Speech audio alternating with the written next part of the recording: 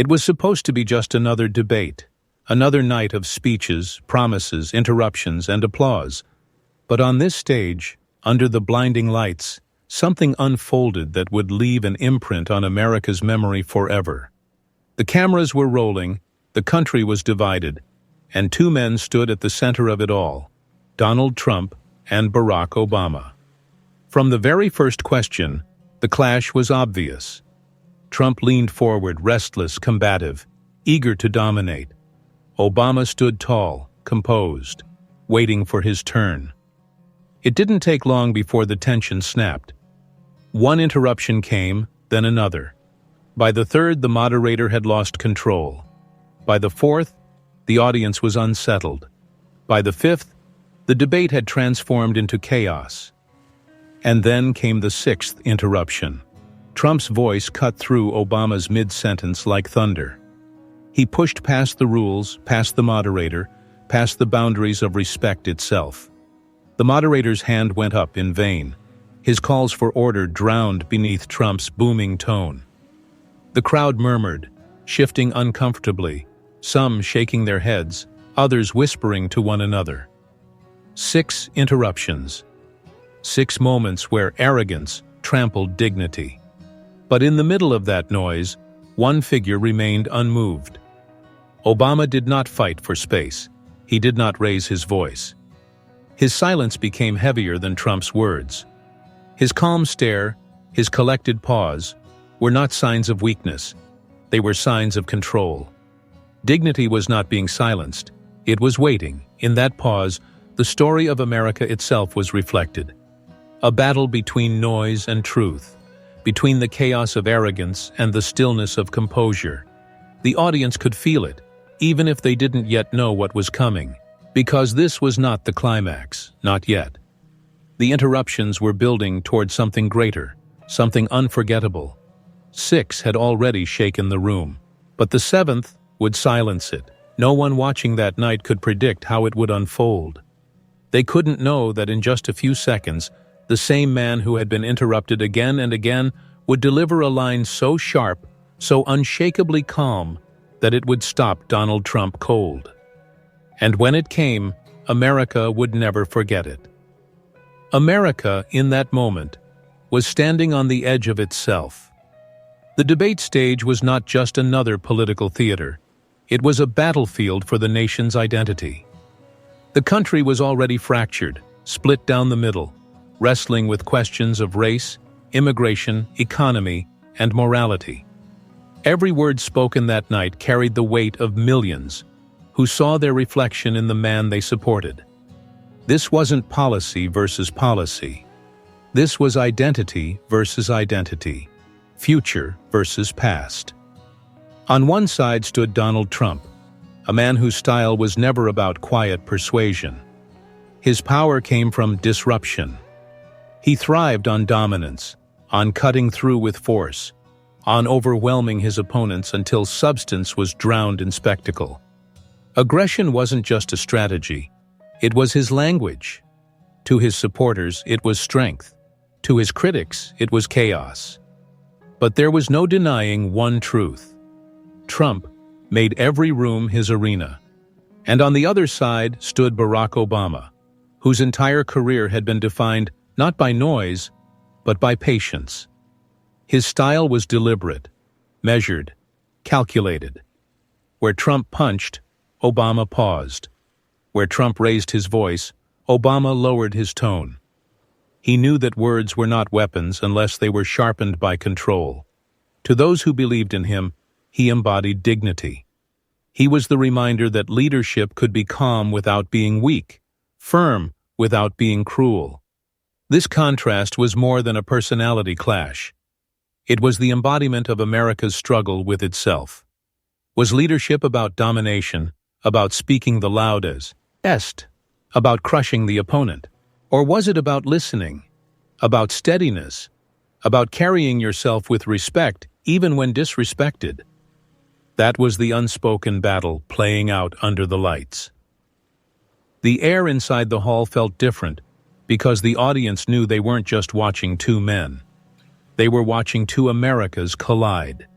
Every interruption, Every pause, every glance became symbolic of something larger. Trump's interruptions weren't just aimed at Obama. They were aimed at the very idea of order. And Obama's calm wasn't just a tactic. It was a declaration that chaos would not define him. The stakes grew higher with each passing moment. 6 interruptions had already rattled the crowd, pulled the moderator into helplessness, and turned the debate into a spectacle. But there was a sense that something even bigger was about to unfold. It wasn't simply the number of times Trump spoke out of turn. Numbers didn't matter. What mattered was the breaking point, the moment when dignity would finally answer back. And that moment was now closing in. Because if the first 6 interruptions revealed Trump's nature, it would be the 7th that revealed Obama's. A single line, delivered not in anger but in calm precision, would soon flip the stage on its head. No one in that hall, no one watching at home, knew just how seismic it would be. The interruptions were only the storm clouds. What came after was the lightning. Long before that debate stage, Donald Trump had already mastered the art of interruption. It was his signature move, his unspoken brand. To understand the arrogance that erupted in those 6 interruptions, one has to step back and look at the history of the man himself. Trump wasn't a politician in the traditional sense. He was a showman, a product of boardrooms, reality television, and the ever-hungry news cycle. His stage was never confined to politics. It was the world of Spektationen, and he knew how to command it. In business meetings, in interviews, in televised appearances, his style was always the same. Dominate the conversation, seize control, drown out every competing voice. Where others saw dialogue, Trump saw combat. Talking over people wasn't a breach of etiquette for him. It was the victory itself. He believed that volume equaled power, that disruption equaled strength. The effect was undeniable. In a culture addicted to sound bites, his voice became impossible to ignore. The media, too, became part of this machinery. They fed on his insults, his brashness, his willingness to say the unsayable. Headlines multiplied, cameras followed him, audiences leaned in to watch the chaos unfold. It didn't matter if people agreed or disagreed. What mattered was that they were watching. Trump had built a reputation where controversy was currency, and arrogance was mistaken for authenticity. But beneath that facade lay contradictions that were harder to ignore. His dominance thrived in noise, yet it often collapsed under scrutiny. When challenged on substance, he returned to insults. When pressed for details, he shifted to deflection. His empire of words was vast, but its foundation was fragile. It wasn't built on reason or facts. It was built on interruption, repetition, and force. That's what made him both magnetic and dangerous. Supporters admired the bravado, mistaking disruption for courage. Opponents saw the recklessness, the disregard for truth, the ease with which he bent reality to suit his image. Trump thrived in environments where chaos was rewarded, where the loudest voice commanded the room. And in politics, as in television, he played the same part he always had: the provocateur, the interrupter, the man who would rather shout than listen. The debate stage magnified this persona. Every interruption wasn't just a tactic, it was a performance. Every insult wasn't just a jab, it was a line written for headlines. And the more he spoke over others, the more he reinforced the identity he had spent decades crafting. The man who wouldn't wait his turn because waiting meant weakness. But here was the contradiction. While arrogance had propelled him forward, it also left him vulnerable. Because arrogance by its nature does not know when to stop. It pushes and pushes, unaware that each interruption, each insult, each act of dominance builds toward a point of collapse. The very strength he believed he had perfected was, in truth, his greatest weakness, and that weakness was about to be exposed. On that debate stage, Trump's 6 interruptions weren't new tricks. They were the same tools he had always wielded: sharpened over decades of showmanship. But what he failed to recognize was that this time, the opponent was different. This wasn't a fellow reality star, nor a fragile opponent easily rattled by noise. This was Barack Obama, a man who had risen not through spectacle, but through patience, not through arrogance, but through composure. The louder Trump spoke, the more glaring the contrast became. Each interruption only amplified Obama's calm. Each insult only highlighted Obama's refusal to descend into the mud. The clash was not just political, it was philosophical. One man believed chaos was power. The other believed dignity was strength. Trump had built his entire persona on never letting the other man finish. But the debate that night wasn't about who could speak the loudest. It was about who could command the silence. And in silence, Trump was powerless. The arrogance that once made him untouchable was now setting the stage for his undoing. Because the truth about arrogance is this: it always believes it will have the last word. It never prepares for the moment when silence answers back. And on that stage, the silence was coming. The interruptions had built their storm, but the storm was about to meet the calm. And for the first time, Trump's voice would not be enough. Before Barack Obama ever set foot on that debate stage, before the cameras framed him as the target of 6 relentless interruptions, his life had already been defined by a series of battles, not with volume, but with resilience.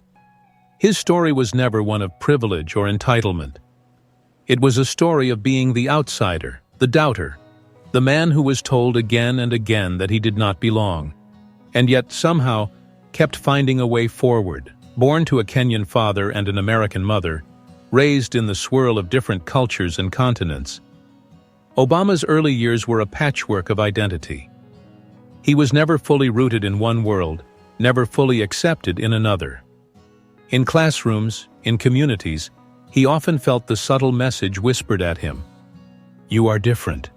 And yet in that difference, he began to build the quiet strength that would carry him to the highest office in the land. Where others shouted to be heard, young Obama listened. He studied not just the words people spoke, but the rhythm behind them, the silences between sentences, the intent buried beneath expression. This listening became his greatest gift. It was in listening that he learned empathy. It was in patience that he found power. By the time he stepped onto the national stage, his oratory was unlike anything America had heard in a generation. His words were not scattered shots of noise, but carefully aimed arrows. He spoke with precision, each pause calculated, each phrase measured. When he told a story, it wasn't to dominate the room, but to invite the room in. When he argued, it wasn't to humiliate, but to illuminate. His cadence could rise to electrify, and yet his calm could soothe even deeper. This was not accidental. Obama believed that leadership was not about chaos, but about clarity. Not about drowning out voices, but about giving people the sense that their voices mattered too. He carried himself with a dignity that wasn't just for show, it was survival. Because as a black man in America, as the son of an immigrant, as the grandson of a woman who raised him with modest means, he knew that dignity was the armor he could never take off. When people tried to reduce him, he answered with composure.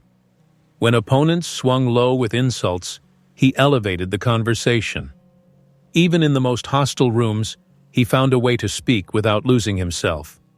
That was the essence of Barack Obama, a man who understood that the world would test him with chaos, but he would answer only with control.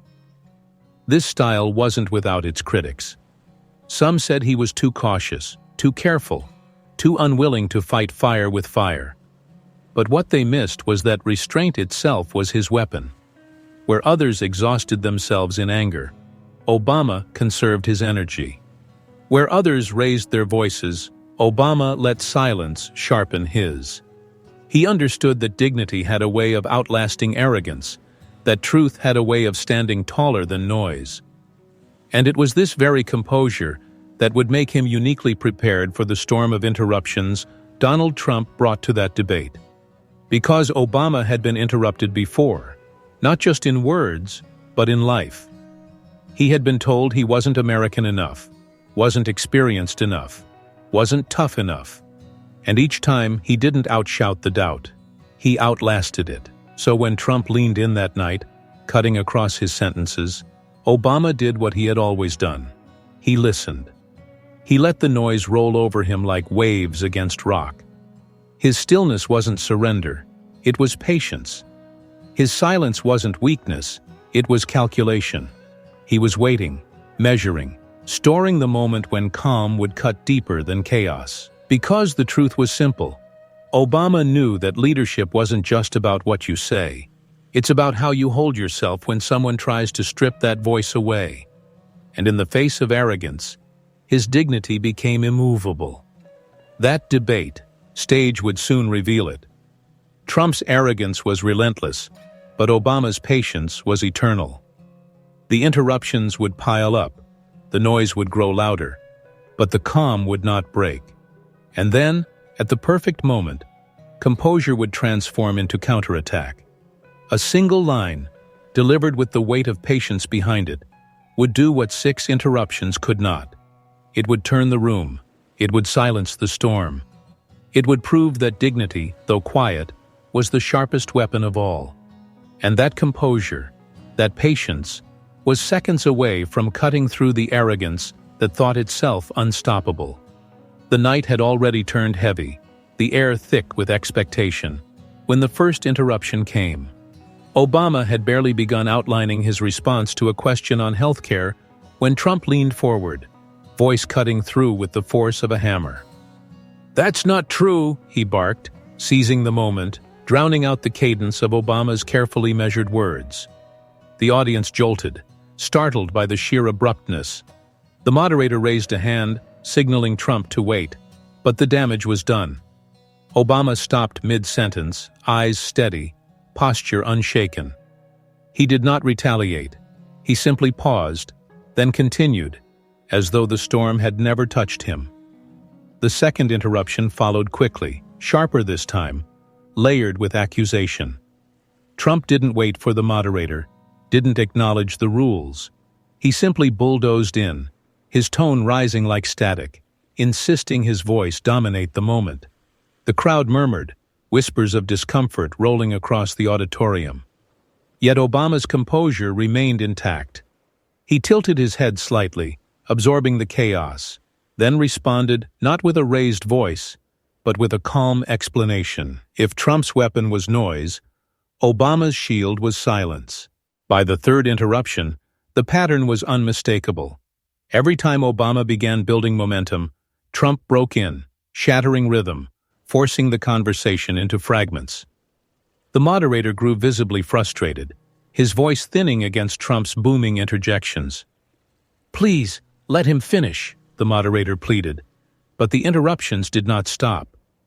The hall shifted again, some in the audience sighing, some shaking their heads, others feeding off the spectacle.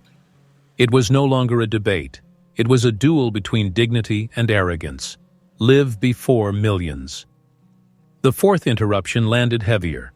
Trump's tone grew more aggressive, his words laced with insults rather than arguments. He didn't just dispute Obama's points, he dismissed him entirely, waving his hand as though the sitting president's words were beneath notice. The audience gasped audibly this time, the sound sharp and collective. Obama, however, didn't flinch. He looked directly at Trump, paused, and in that pause communicated more strength than words ever could. He waited until the room stilled before resuming, his voice even softer, forcing listeners to lean in. The fifth interruption arrived almost on instinct.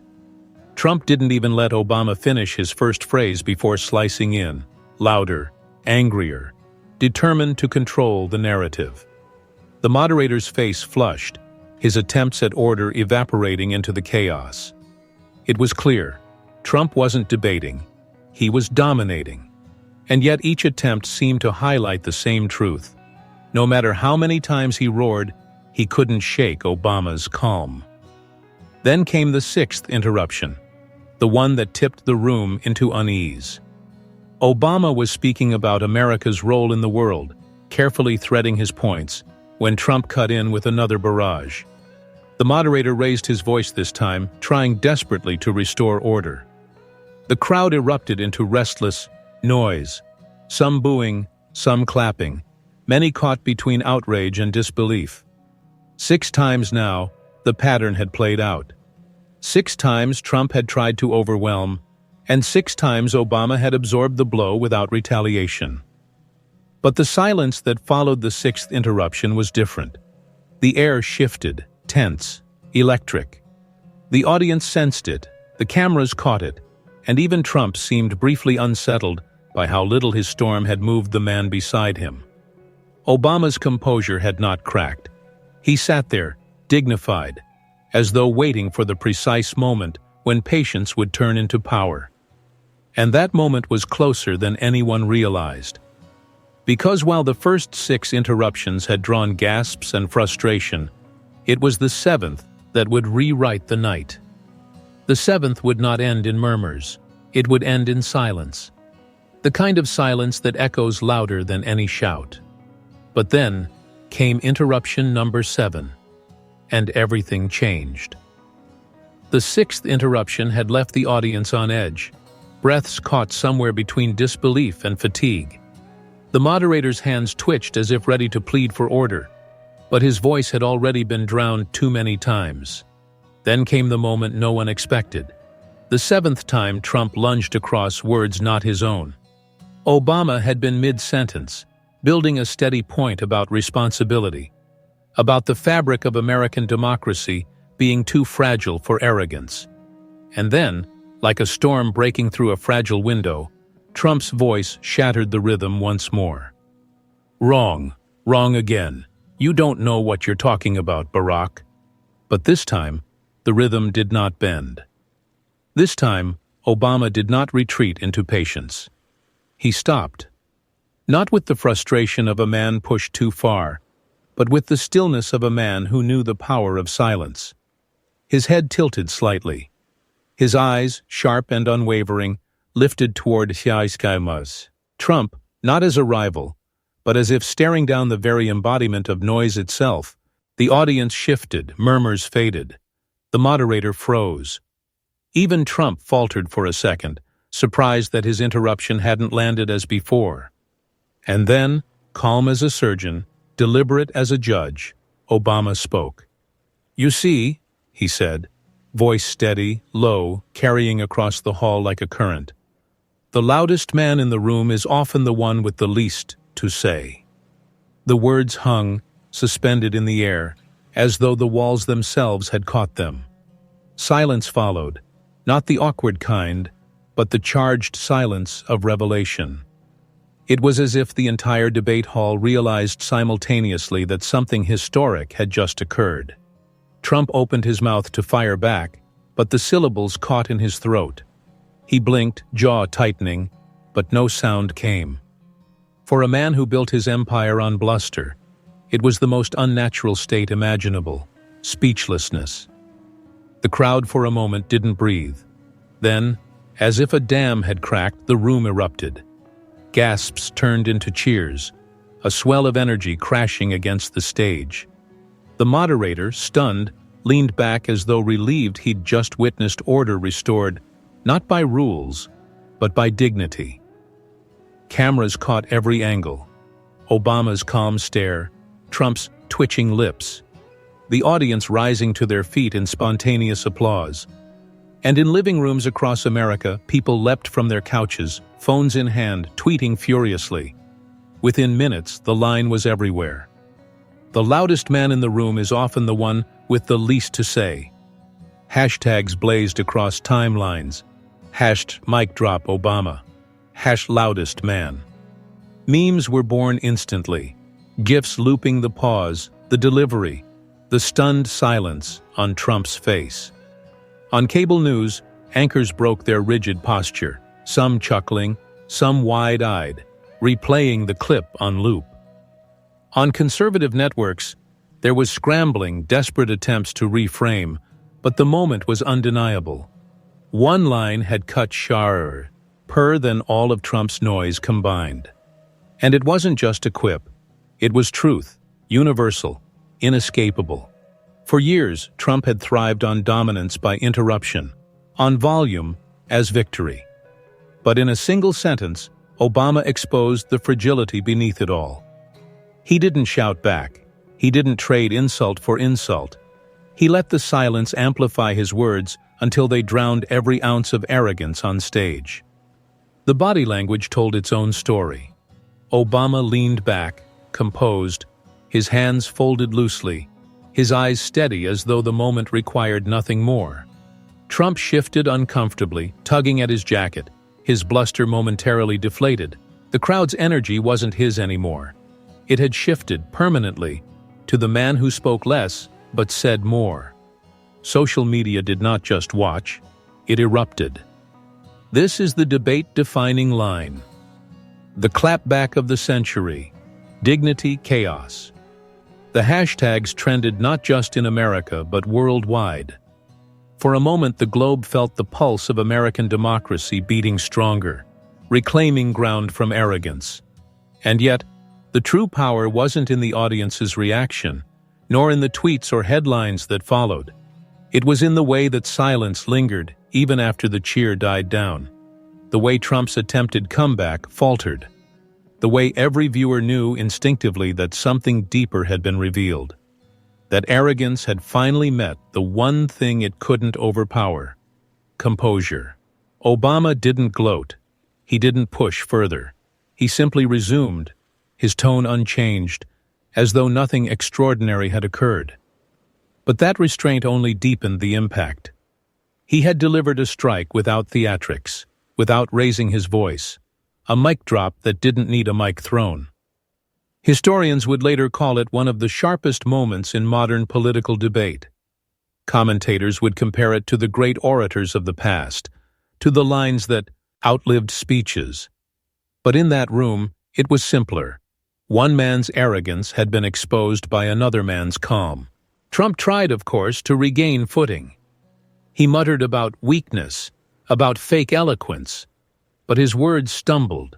The audience had already chosen their memory of the night. Every attempt to claw back felt smaller, weaker, as though his dominance had cracked and could never be glued back together. And Obama? He pressed on, talking about unity, about dignity, about America being greater when it listened rather than shouted. Each sentence now echoed louder because of the contrast that had just unfolded. Every word sounded like a verdict passed not just on Trump, but on the politics of chaos itself. It was theater, yes, but also truth. The kind of truth that doesn't need dramatics because reality itself provided the drama. The interruption that was meant to dominate became the line that defined the debate. And yet, as the night wore on, the power of that moment didn't fade. If anything, it grew. Clips circulated globally. Parents replayed it for their kids. Immigrants who had once been told to stay silent felt a surge of pride, watching a leader embody composure against arrogance. For those who had grown weary of noise, weary of insults, weary of chaos disguised as strength, the moment felt like a restoration. Proof that democracy didn't have to shout to win.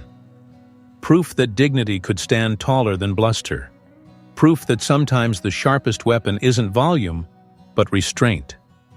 The debate ended, but its echoes didn't. Trump walked off stage visibly irritated, muttering to aides, while Obama left with the calm smile of a man who knew what had just been etched into memory. And the people watching knew it too. They hadn't just seen an exchange of words, they had witnessed a turning point. Because in the end, history doesn't remember the noise. It remembers the silence that exposes it. And in that silence, a nation felt a spark, small perhaps, but undeniable.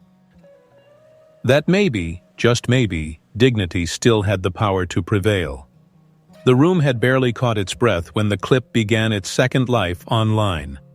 Within minutes, the 7-second pause before Obama's devastating line was replaying in 1,000 living rooms, on 1 million phones. Social media didn't just notice, it erupted. Hashtags flew like sparks. #dignity wins. #calm over chaos. #7th interruption. The moment was no longer confined to the debate stage.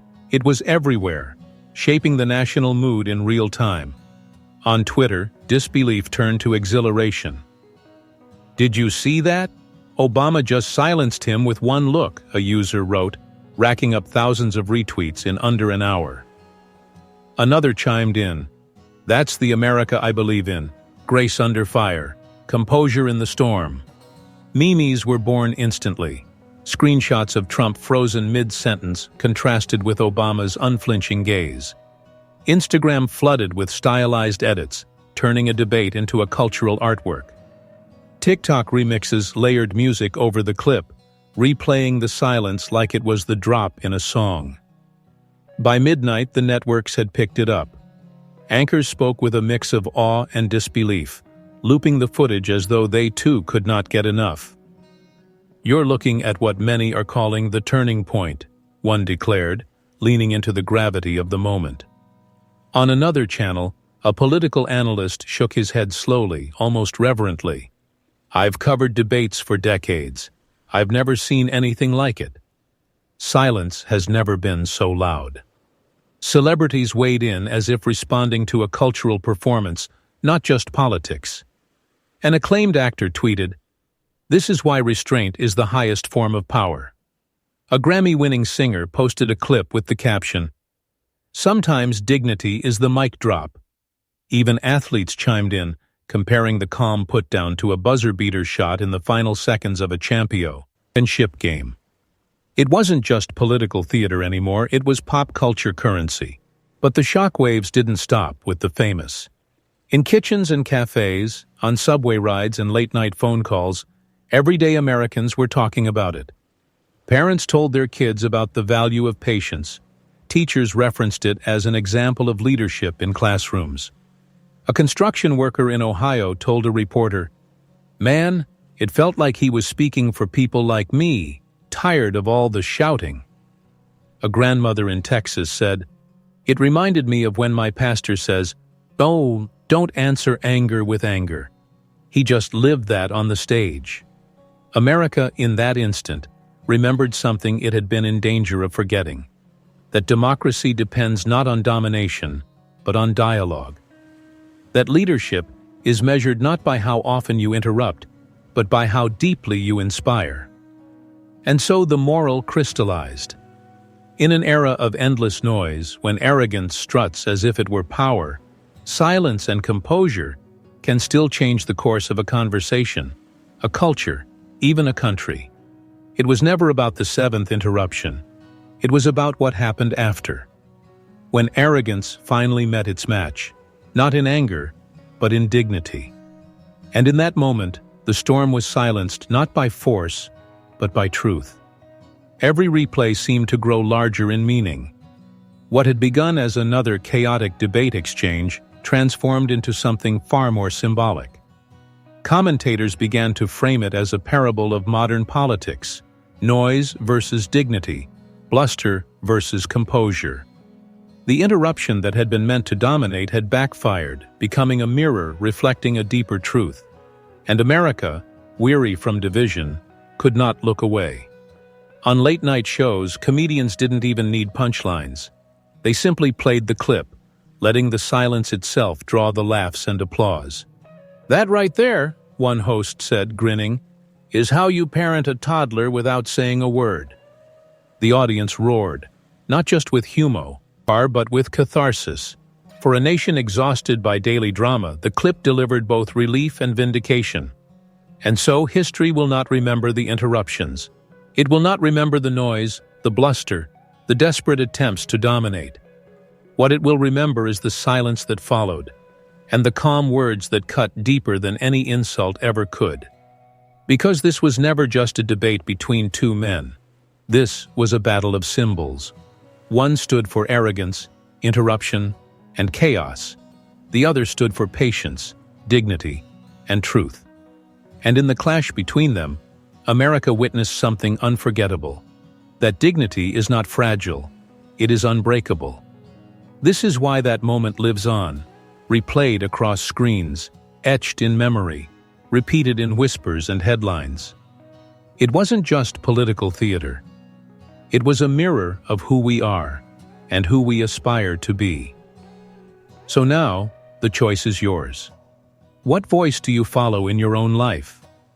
The loud one, desperate for attention? Or the calm one, grounded in truth? If you believe that dignity is stronger than arrogance, that respect is louder than noise, that truth will always outlast chaos, then this story is yours to carry forward. Be part of this conversation. Share it. Keep it alive. Because the world needs more reminders that silence, when filled with truth, can shake empires. And if you want to keep hearing stories that cut through the noise and reveal the lessons inside the chaos, subscribe now and join the movement. Because this wasn't just about a debate. This was about the power of dignity. And that power is timeless.